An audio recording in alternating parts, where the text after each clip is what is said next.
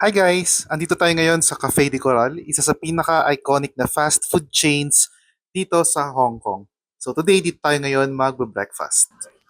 So first order of business natin, first day, breakfast natin. Ang perfect ng sunny side up eggs. Meron pa tayong coffee. Daming options dito sa Cafe de Coral pero since breakfast, ito ang in-order natin. So ito na siya guys, look at this plate. Kompleto na siya for a very affordable price. May carbs, may protein like this beautiful sunny side up eggs, meron na tayong chicken, at meron pa tayong macaroni.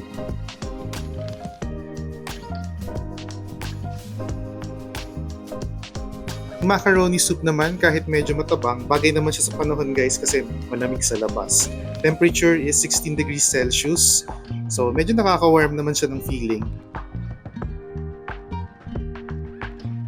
Andito tayo ngayon sa Don Don Donki in Hong Kong. Isa to sa paboritong one-stop shop ng bayan. Ang nabili ko lang is itong lip balm na magagamit ko syempre pagdating ng Philippines kasi syempre madalas mag-dry yung lips ko lalo na kapag mahangin ang panahon. Also, nagulat din ako ang dami rin pala mahahanap na snacks. Dito, may mga sushi, may mga sashimi pa. At syempre, kung extra ang gutom mo today, may mga rice bowls, rice boxes, at iba't ibang rice meals with proteins na rin. Kaya, nako, one-stop shop talaga tong Donki, and I recommend that you visit this place as well.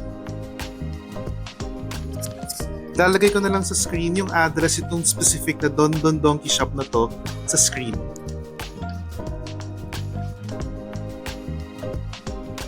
At dahil nagutom tayo guys, kakain muna tayo ng lunch dito sa Yuen Chi.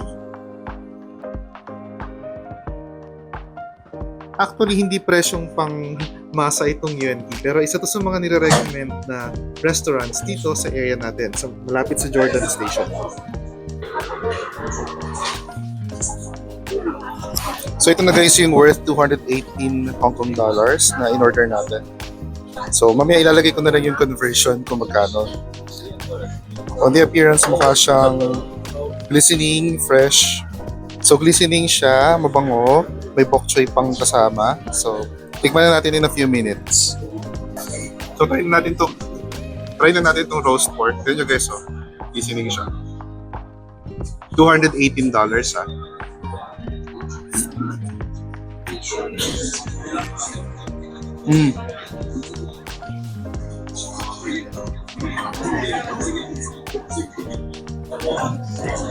Very tender siya. Very tender, juicy.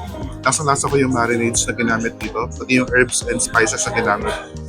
Medyo leaner on the sweeter side siya. Pero masarap guys. Mapapakanin ka rito. So ito na po yung ating fried rice. So guys, medyo iso-zoom ko lang ha. So makita natin may mga fresh vegetables, seafoods. Ayan.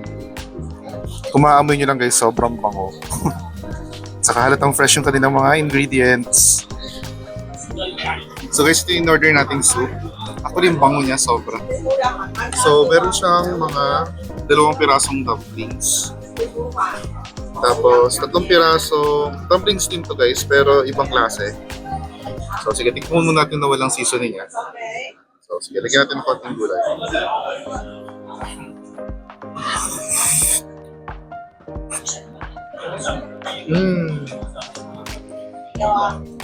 Very basic lang siya. Lalasahan ko yung seasoning. Lasahan ko naman yung chicken broth. So, yung stir-fried broccoli nila in olive oil, in sesame oil, garlic. Wala siya masyadong amoy.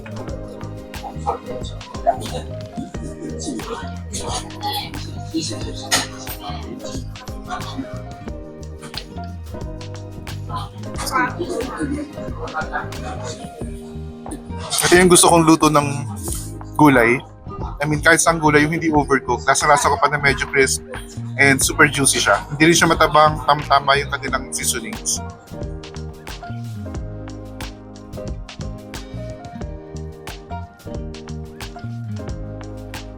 Ako, I will personally recommend UNP. Kasi guys, isa to sa mga restaurants na napansin ko na very courteous yung mga staff and bihira yung dito sa Hong Kong. So please, Visit UNKey pag may time kayo. Hello po. So today is our last day in Hong Kong for this year. Bale, pupunta tayo ngayon ng Mongkok. Try natin kung may makikita tayong mga items na pwedeng bilhin or dalhin pabalik ng Philippines. Dadaan din tayo ng sneaker street. Check natin yung mga shoes na pwedeng bili or papakita ko sa inyo yung mga shoes na pwede nyo mabili. So, titingin tayo ng mga shoes, running shoes, casual shoes, na pwede natin gamitin for everyday use. So, try nating i-sneak yung camera sa sneaker street in case bawal mag-shoot or bawal pakita yung mga price ng mga shoes nila. Kasi guys, medyo mas mababa yung price na ino-offer nila kaysa sa mga shoes na binibenta dyan sa Pinas. Okay? So, see you later. Kung hindi man tayo papakita ko sa inyo yung situation sa Mongkok. Like, tonight is Saturday pala. Kung maraming tao sa weekend. And dahil medyo, ngayon, taglamig ngayon, maraming tourists na pupunta rito sa Hong Kong during the winter time. So, sana, mapakita natin sa inyo, or mapakita ko sa inyo yung situation sa Mongkok. Okay, see you later. Okay guys, so sobrang dami talaga ng shops dito. Halos magkakatabi sila. Kaya kung naghahanap ka ng specific na pair or brand, madali mo silang maiikot at makikita. At dahil may mga shops dito na ayaw nila na may mga nagko-content, pasimple lang tayong kukuha ng video and mag-voice over na lang tayo guys.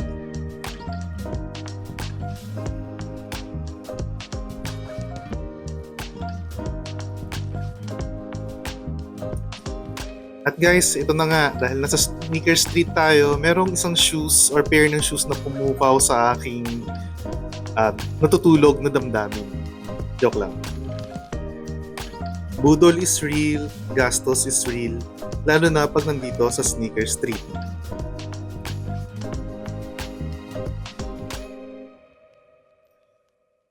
Good news, nakahanap ako ng size ko dito sa shop na to.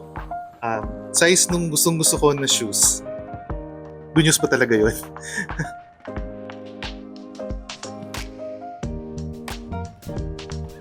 Yun, dahil nasa sneaker street na tayo, hindi tayo pwedeng umalis na walang pair of shoes.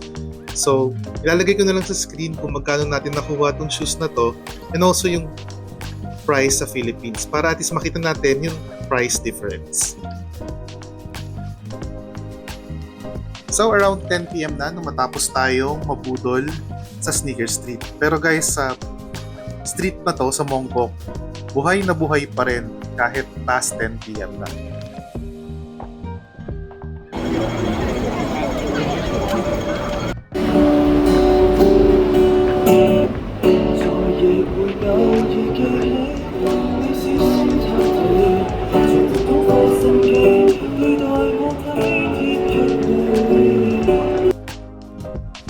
To reach Sneaker Street in Mongkok, the most convenient MTR station is Mongkok Station.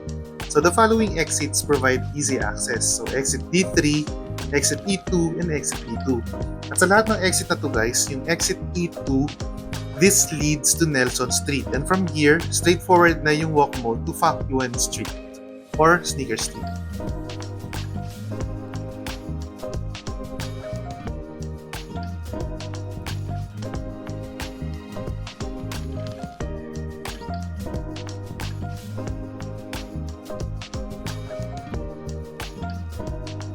So travelers, lunch muna tayo dito sa Yacht Lock bago ang flight natin to Manila. Mahahanap pala to dito sa Central in Hong Kong.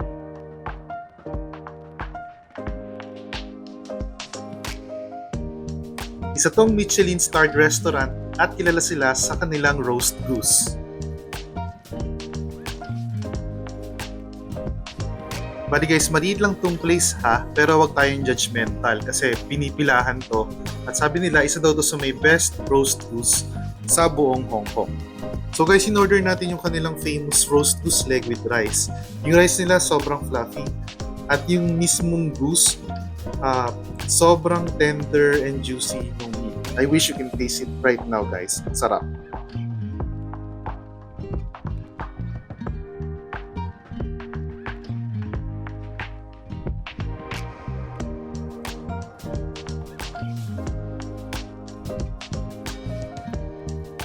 So after kong makakain dito, naiintindihan ko na kung bakit sobrang hype ng Yacht Block and kung bakit deserve niya ang Michelin star.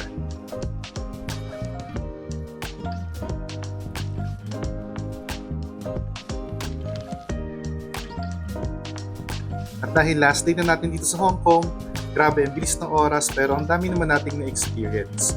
From enjoying the magic of Disneyland, shopping for sneakers, at syempre yung overall holiday vibes ng city. And yes, sobrang unforgettable ng trip natin na to. And sana makabalik tayo sa Hong Kong. Pero guys, huwag muna kayong aalis, meron pa tayong mga ipapakitang clips.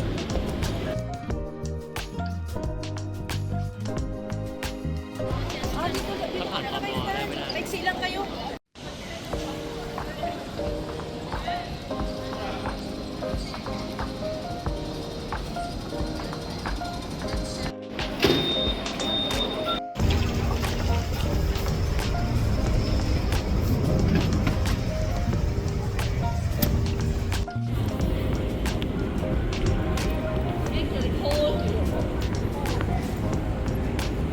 So guys, nandito tayo ngayon sa Hong Kong International Airport and time now is 3 p.m. Pabalik na tayo ng Manila, Philippines. Ang flight natin is 5:30 p.m. Ang flight natin is sa Hong Kong Express. First time natin. Isingit ko lang yung yung naging experience ko sa immigration sa NAIA. So guys, chill naman. Wala naman masyadong tinanong. So dalawa lang naman yung tinanong. So tinanong niya kung government worker ba ako at kung kailan babalik. And then, weird enough, tinanong ako kung okay ba sa Hong Kong Express. Kasi yung baggage restriction nila medyo weird. Which is I'm gonna share with you on the screen na lang. Okay? So kung first time ninyong ta-travel dito sa Hong Kong, set nyo lang yung expectation ninyo na hindi sila ganun ka-courteous katulad sa atin sa Pinas. So minsan nakala ninyo masungit sila sa restaurants, pero guys, yung ganun lang po sila, hindi naman sila masungit, okay? Yun lang talaga yung nature nila, wala tayong magagawa doon. Tayo na lang yung mag-adjust. So may mga i-share lang ako sa inyong advice guys, especially kung first time niyo rito sa Hong Kong. Trivia lang, ang language dito is Cantonese, not Mandarin.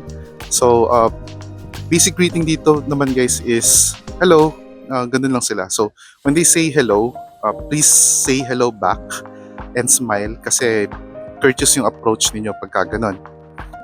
Try nyong mag-smile para maka-earn kayo ng friends, okay? Especially masaya na mayroong mga local friends dito sa Hong Kong. So kung di pa kayo nakaka-subscribe, please subscribe to my channel, Traveling King. Also ilalagay ko yung mga social media accounts ko sa screen. Please make sure to follow me kasi marami po tayong gagawing travel contents.